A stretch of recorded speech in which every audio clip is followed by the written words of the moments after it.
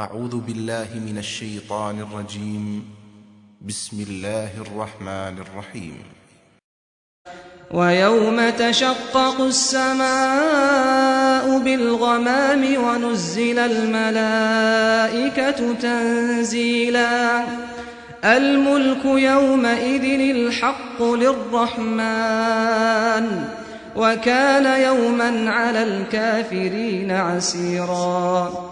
ويوم يعض الظالم على يديه يقول يا ليتني اتخذت مع الرسول سبيلا يا ويلتى ليتني لم أتخذ فلانا خليلا لقد أضلني عن الذكر بعد إذ جاءني وكان الشيطان للإنسان خذولا.